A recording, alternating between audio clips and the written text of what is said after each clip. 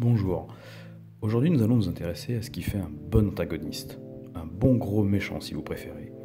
Et pour montrer que la recette s'applique à toutes les formes de récit, nous allons illustrer notre courte analyse d'exemples tirés de la BD, mais aussi du cinéma, de la littérature et du jeu vidéo. Le Joker, Kefka, le Bouffon Vert, Magneto, Moriarty, Blofeld, Darth Vader, le Capitaine Crochet, Psychomantis. À l'évocation de ces noms, selon vos centres d'intérêt, votre œil a pétillé, pour certains peut-être bien plus que si j'avais listé les défenseurs du bien qui les combattent. Votre cerveau vous a remémoré la première fois que vous les avez vus entrer en scène, ou ce que vous considérez comme leur plus grand coup d'éclat. Pourquoi eux et pas Calendarman, Toyman, l'homme aux échasses, Mesmero, la Team Galactique ou Radcliffe de Pocahontas, voire Diamondback de la série Luke Cage.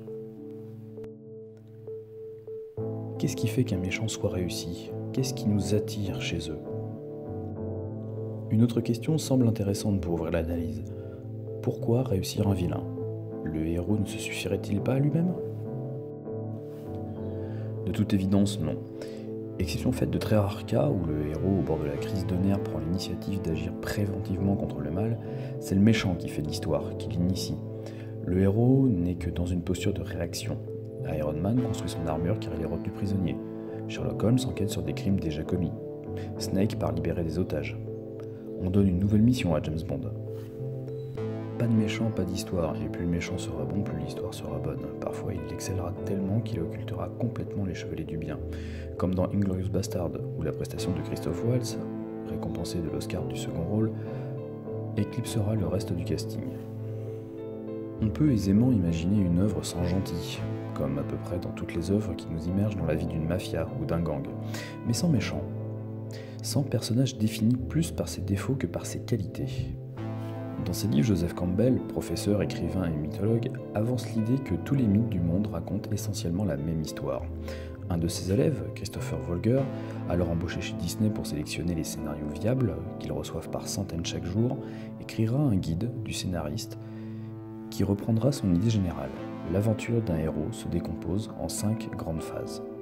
Un appel à l'aventure, que le héros doit accepter ou décliner, une suite d'épreuves, où le héros réussit ou échoue, la réalisation du but, qui lui apporte souvent une meilleure connaissance de lui-même, un retour vers le monde ordinaire, réussi ou non, et l'utilisation du gain, qui peut permettre d'améliorer son environnement.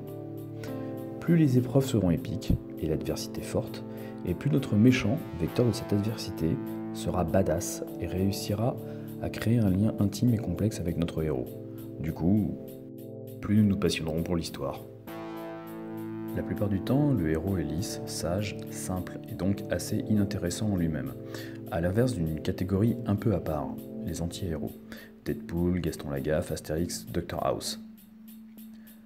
L'antagoniste se doit donc d'être complexe, torturé, tragique même. Si nous analysons nos sauveurs de l'humanité, il semble se dégager 3 grands axes. Tout d'abord, le vilain doit avoir une bonne raison de s'en prendre au héros, ou à la cause que celui-ci défend. Si Magneto est l'antagoniste récurrent des X-Men, c'est en raison du combat idéologique qui l'oppose à Charles Xavier. Là où ce dernier prône une vie pacifique et en harmonie entre humains et mutants, Magneto veut s'imposer par la force. Notons qu'ici, ce lien est renforcé car les deux antagonistes ont le même but, la survie des mutants. Batman est le gardien de l'ordre, Joker ne veut que le chaos, les Sith veulent régner sur l'univers, ce que n'acceptent ni les rebelles ni les Jedi. Sur l'île aux enfants, Crochet recherche le trésor qui se trouve être l'âme de l'île. Ensuite, le vilain doit bien évidemment être puissant et démoniaque. Si notre méchant n'a que peu de pouvoir et ou ne concocte pas de plan machiavélique, il sera assez peu intéressant et n'opposera pas une résistance bien grande. Imaginez ainsi Superman passer son temps à combattre des pickpockets. Et ajoutons que son but doit être clairement établi et logique, au moins pour lui. Lex Luthor a les moyens de ses plans. L'empereur, secondé par Dark Vador, a les moyens et les pouvoirs de régner sur la galaxie. Avec sa bande de pirates, Crochet ne doit normalement faire qu'une bouchée des enfants perdus. Et le combat contre Psychomantis dans Metal Gear allume toujours une lueur particulière dans les yeux des joueurs l'ayant affronté.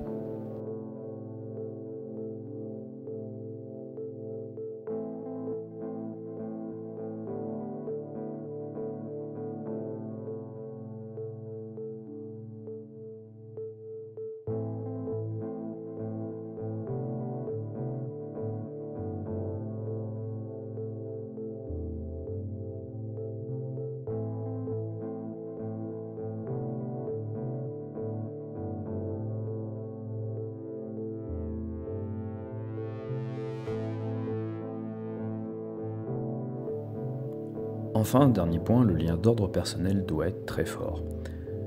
Nous pourrions ainsi à nouveau citer Magneto et Xavier, ou nous intéresser au couple bouffon vert Spider-Man, mais il est bien plus évident de citer la famille Skywalker.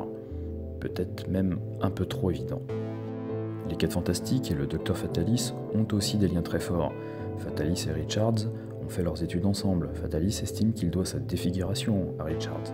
Plus tard, alors que Richards est entouré de sa famille, Fatalis, seul en son royaume, accuse les Fantastiques de tous ses échecs, qu'ils soient politiques ou scientifiques. Dans les Metal Gear, les Snakes sont opposés à leur mentor, ou clone. Le lien familial est omniprésent dans tous les épisodes. Enfin, dans le dernier James Bond, les scénaristes ont même tenté de nous présenter 007 et Blofeld comme étant des demi-frères, créant ainsi artificiellement ce lien. Dans Le Seigneur des Anneaux, certes, la menace présente tout au long du récit est Sauron. Mais ceux que l'on retient réellement sont Saruman, confrère de Gandalf et conseil de divers royaumes, et bien évidemment Gollum, détenteur de l'anneau au même titre que Bilbon et Frodon, et lui aussi Hobbit de naissance. Quid de Batman? Le Joker et lui n'ont a priori pas de lien personnel fort, et pourtant il possède peut-être le lien le plus complexe et le plus intime de tous nos couples. Batman ne combat pas le crime, il combat l'idée même du mal, il le sait en chacun de nous, et prévoit même que ses alliés d'aujourd'hui seront les ennemis de l'humanité de demain. Le Joker est cette personnification du mal. Il est l'idée que la chauve-souris combat. Le Joker, quant à lui, ne vit que pour et par Batman. Son obsession est telle qu'il se moque bien de savoir qui se cache derrière le masque. Il en aurait l'occasion, et il l'a déjà eu à maintes reprises, qu'il laisserait le Chevalier Noir s'échapper. Ce qui intéresse le Joker, c'est d'anéantir la psyché de Batman pour qu'il devienne comme lui. En un certain sens, le Joker voue un véritable amour à Batman. Allons même un peu plus loin avec la chauve-souris. Ses principaux ennemis sont parmi les plus charismatiques de DC Comics, voire des comics en général. À quoi devons-nous une telle réussite? Déjà à leur design, pas ou du moins plus de tenue en lycra fluo, une badassitude pour tous et un ancrage dans une réalité plausible. De plus, que ce soit le Joker, le Pingouin ou Double Face, chacun a un lien différent avec Batman. Harvey Dent est un ancien procureur associé à Gordon, le Pingouin représente une des grandes familles de Gotham, les Copplebot, avec les Wayne. Un héros combattant son clone maléfique pourrait être intéressant, mais pour un vilain redondant avec le héros, l'histoire ne le serait-elle pas aussi? Et à ceux qui répondraient Metal Gear Solid, je dirais que Liquid n'est que la première étape, la partie immergée de l'iceberg. Ne vaut-il pas mieux que les deux protagonistes soient opposés en tout ou presque? Xavier agit sur l'esprit, Magneto sur une force physique. Le bouffon vert, bien que disposant de pouvoir, utilise surtout une multitude d'armes. Spider-Man, lui, est tout en agilité, malice et force physique, avec un gadget tout de même dans le comics. Lex Luthor est un humain, à l'intelligence certes prodigieuse, mais un simple humain comparé à Superman, qui est le plus puissant des surhommes. Crochet est un adulte, cupide, opposé à des enfants. Là où Batman vit une double vie, et est reconnu comme le plus grand des détectives, usant donc de son intelligence, sa culture et son argent, le Joker, lui, n'est que le Joker. Personne, même lui, ne connaît peut-être plus sa véritable identité. Le Joker est chaotique, imprévisible, impulsif, et à la différence des autres gangsters, l'argent n'est pas un but, peut-être même pas un moyen. Enfin, finissons par un mauvais exemple que le cinéma semble avoir corrigé, The Avengers. La série en comics n'a pas connu le succès d'un Spider-Man, des X-Men, voire même de certaines individualités qui composent l'équipe. L'équipe, comme celle de Charles Xavier, a souvent muté, subissant un turnover important. Mais il y avait toujours quelque chose qui liait les X-Men, leur condition de mutants. Pour les Vengeurs, le lien était... les Vengeurs. À mesure que l'équipe accueillait de nouveaux membres, les méchants changeaient eux aussi, mais les grands axes nommés précédemment n'ont jamais réellement convergé. Soit le méchant avait un lien avec l'un des Avengers, comme Zemo ou Ultron, soit il avait le pouvoir. Le but même des Vengeurs était trop flou. À l'origine, Marvel avait créé l'équipe uniquement pour contrer la réussite commerciale de la Justice League de DC Comics.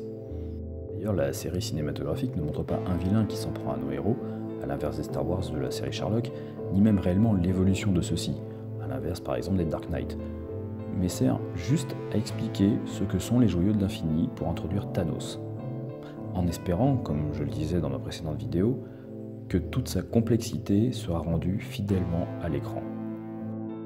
Et là encore, je me répète en disant que tous les films faisant partie du MCU racontent bien une seule histoire, l'histoire de Thanos. Bien évidemment, tout ce que nous avons écrit est insuffisant si la qualité d'écriture est elle-même insuffisante. Mais plus que quiconque, la valeur d'un héros se mesure à la qualité de ses ennemis. Nous aurions pu aussi raisonner par l'absurde. Existe-t-il un vilain charismatique et puissant opposé à un héros de seconde zone ? J'ai beau chercher, je ne vois pas d'exemple.